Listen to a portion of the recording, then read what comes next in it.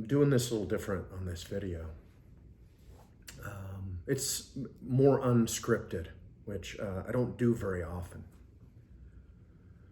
Normally what I do is I write out a blog, kind of flush out the idea, context, and get some content in there, and then I do an opportunity at the bottom end with some questions to drive the inquiry a little bit deeper, if that's what you'd like to do.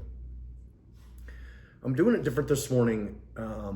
It's morning because I just had a unscheduled phone call with a friend, and kind of a quick, hey, I'd like to chat with you for a few minutes, and the call was about a friend of his, a very close friend and mentor, who had died.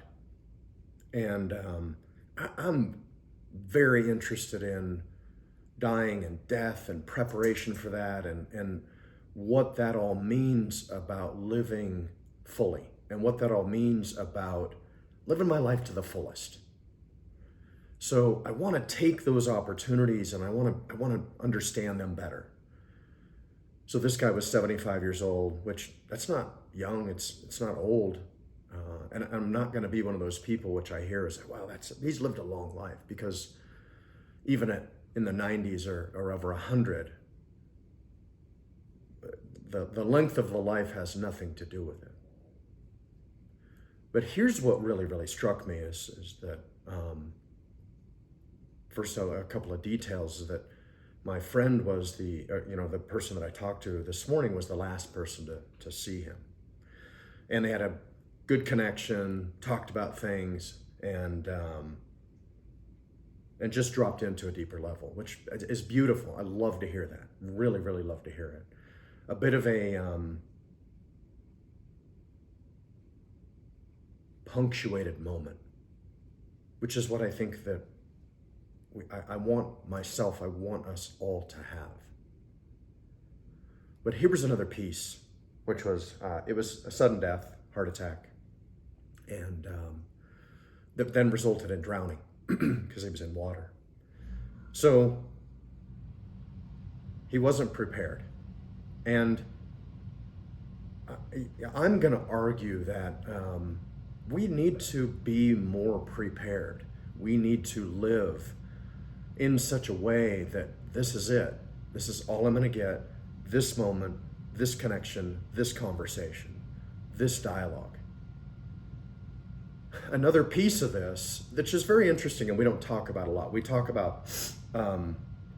bit about the logistics, and then we talk a bit about the grief and the heart and soul part of it, but we don't really mix those together.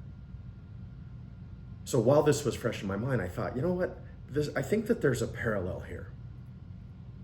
I think that, in his estate was not in order, and there was lack of clarity in that. And I think that there's a parallel there. I think there's a parallel between the lack of clarity, the lack of preparedness, and the way that someone lives their life. I don't know this for sure. It's a theory, maybe even just a hypothesis, that because I haven't tested it yet. But I thought that I would offer it to you. And I don't know how old you are. I'm 45. Certainly don't think I'm going to die anytime soon. But people my age die from certain things. More so than 30, more so than 20. But am I ready? Am I living my life now? Am I using my time now in such a way?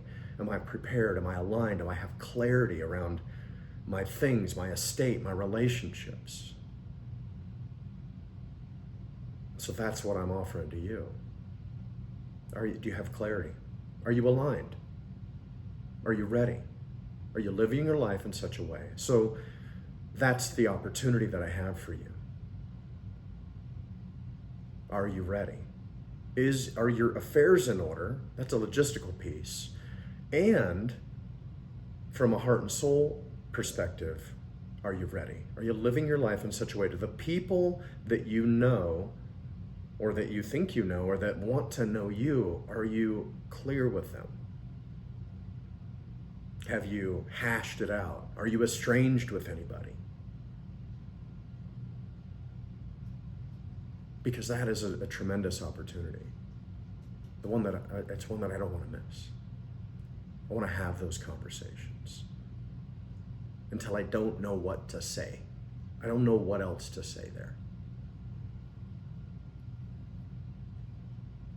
Thanks for your time. Have a great day.